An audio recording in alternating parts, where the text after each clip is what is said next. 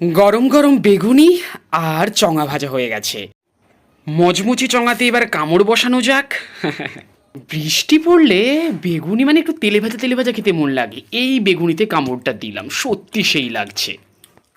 বেগুনির সঙ্গে সাথে রয়েছে লাল লাল আলুর দম।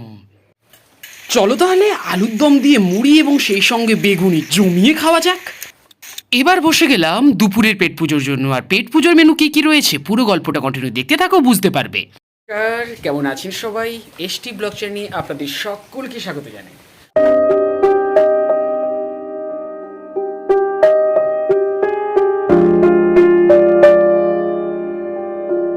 আর বন্ধুরা, তোমাদেরকে প্রথমত বৃষ্টি ভেজা সকালের শুভ সকাল।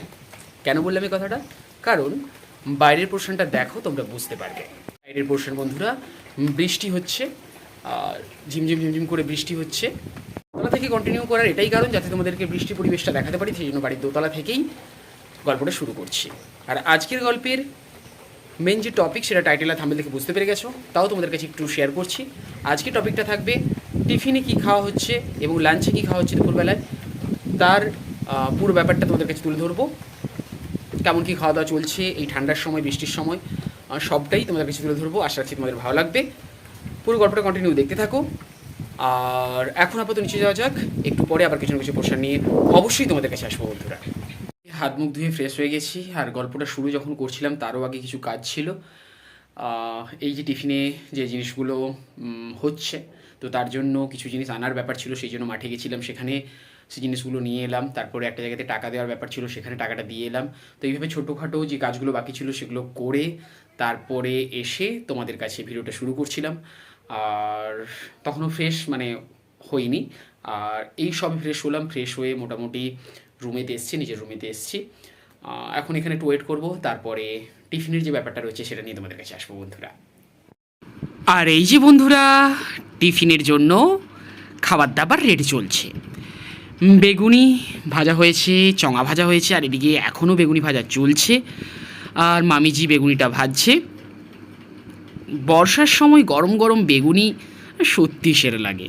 কার কার এই বর্ষার সময় তেলে ভাজা খেতে ভালো লাগে অবশ্যই কমেন্ট সেকশনে কমেন্ট করে জানাও। এদিকে চলছে বেগুনি ভাজা। মা ওদিকটায় বেগুনি ভাজতে ভাজতে এদিকে দুপুরে যে রান্নাবান্নাগুলো হবে তার ব্যবস্থা করছে, আলু টালু কাটা চলছে। তো দুপুরে কী কী রয়েছে সেটাও তো তোমাদেরকে দেখাবো। আপাতত টিফিনে যেটা চলছে সেটাই তোমাদের সঙ্গে শেয়ার করছি। বেগুনি সে পাশে তো ভাজা হয়েছে, তার সঙ্গে তো চঙা ভাজা, সেটা তো একটু আগে দেখালাম। আর এই দিকটায় তোমাদের সঙ্গে শেয়ার করছি, দেখো লাল লাল আলুর দম।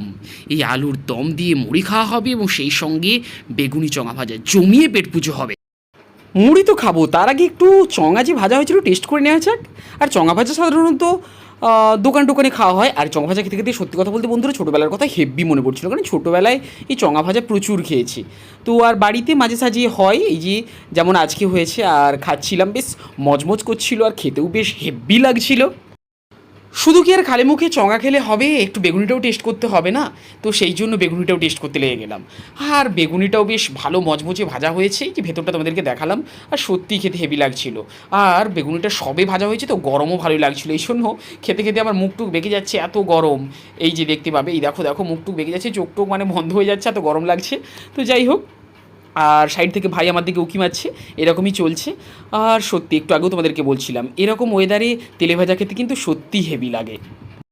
খালি মুখে তো অনেক খাওয়া হলো, এইবার মুড়ি নিয়ে বসে গেছি। এই যে মুড়ি, তার সঙ্গে বেগুনি, গরম গরম বেগুনি, এবং সেই সাথে থাকছে আলুর দম। একটু পরেই তোমরা সেটা দেখতে পাবে। এই যে আলুর দম, এই আলুর দম একদম লাল লাল হয়ে আছে দেখছো, এবং সেই সঙ্গে বেগুনি, তার সঙ্গে মুড়ি জমিয়ে পেট পুজোটা করছিলাম। চলো এইবার তাহলে আলুর দমটা মুড়ির সঙ্গে মিশিয়ে নেওয়া যাক। উফ, কালারটা দেখো বন্ধুরা, পুরো লাল লাল কালার একদম। তো ভালো করে মুড়িতে মাখিয়ে নিতে হবে। সঙ্গে এই যে আলু নিয়ে নিলাম, আলু নিয়ে ভালো করে মুড়িটাকে মাখিয়ে নিলাম। এবার তাহলে টেস্ট করা যাক। সত্যি কথা বলতে আলুরদমটা কালারও যেমন ছিল আর খেতেও সেরকম লাগছিল। আর সঙ্গে বেগুনি নিয়ে নিলাম, বেগুনির সঙ্গে আলুর দম। উফ, আর সেই সঙ্গে এই যে বাইরের ওয়েদার, জানলা থেকে ঝিমঝিম ঝিমঝিম করে বৃষ্টি হচ্ছে, আর সাথে বেগুনি আলুর দম দিয়ে মুড়ি জাস্ট ফাটাফাটি লাগছিল। আর এই যে তোমাদেরকে দেখাচ্ছি, মানে একদম মচমচ করছে, তার সঙ্গে সত্যি মানে সেরা লাগছিল খেতে। টিফিনের পেট পুজোটা সেরে একটু রুমে বসেছিলাম, আর রুমে কিছু কাজ ছিল। কাজ বলতে আমাদের স্কুল 3 তারিখ খুলবে, সেই সব বিষয় নিয়ে কিছু কাজ করতে হবে। অফিসিয়াল কিছু কাজ রয়েছে, সেগুলো নিয়ে কাজ করব বসে। তো টাজগুলো করে নিই, করে টোরে নেওয়াটার পরে স্নান করতে যাব। তখন তো দেখা হচ্ছেই, তার সঙ্গে একদম দুপুরে যখন লাঞ্চ করব, লাঞ্চে কী কী রয়েছে না রয়েছে সেসব নিয়েও তোমাদের কাছে আসবো। পুজো সেরে একটু বসেছিলাম ওই যে বলছিলাম না, স্কুলের কাজগুলো ছিল সেগুলো করছিলাম, আর সেই সাথে একটু শুয়েও পড়ছিলাম। এরকমভাবেই চলছিল। তারপরে টুকটাক বাড়ির কাজ ছিল, সেগুলো সেরে নিয়ে স্নান করে একদম ফ্রেশ হয়ে গেছি। এইবার হচ্ছে লাঞ্চ টাইম। তো লাঞ্চ টাইমে কী কী রয়েছে, মানে লাঞ্চে কী কী রয়েছে সবটাই তোমাদেরকে দেখাবো, সেই সঙ্গে খাওয়া দাওয়া সবটাই তোমরা দেখতে পাবে। এই বসে গেলাম দুপুরের পেট পুজো করতে। আর সঙ্গে যে সমস্ত রেসিপিগুলো রয়েছে, মাছের ডিম রয়েছে, সেই সঙ্গে মাছের ঝোল রয়েছে, তার সঙ্গে কই মাছ ভাজা রয়েছে, আর এদিকটায় রয়েছে একটা সবজির তরকারি রয়েছে। সবজিটা বিভিন্ন রকম সবজির তরকারি ছিল, এটা ছিল কই মাছ ভাজা, আর একটু আগে তো বললাম এটা মাছের ঝোল। সব কিছু দিয়ে জমিয়ে পেট পুজোটা করছিলাম। প্রথম টেস্ট করলাম সবজিটা দিয়ে প্রথমে টেস্ট করছিলাম। এই যে সবজিটা দিয়ে ভাতটা মাখিয়েছি, এইবার হ্যাঁ খেলাম। আর সবজিটা দিয়ে ভাতটা খেতে ভালো লাগছিল। আর নিচে বসেই সবাই মিলে খাচ্ছিলাম, কারণ ভিডিও বানালে নিচে বসেই খেলে ভালো লাগে। আর এই যে নিলাম মাছের ডিমটা যদিও অতটা আমার মাছের ডিম ভালো লাগে না, তাও মাঝে মাঝে খাই মাছের ডিম। সেই সঙ্গে সবজিটা দিয়ে ভাত কিছুক্ষণ খাচ্ছিলাম। এবার কই মাছ দিয়ে টেস্ট করার পালা। এই যে তোমাদেরকে দেখাচ্ছি কই মাছটা একদম মানে টাটকা ছিল। এই দেখো কই মাছটা পুরো টাটকা, সত্যি বলছি পুরো টাটকা।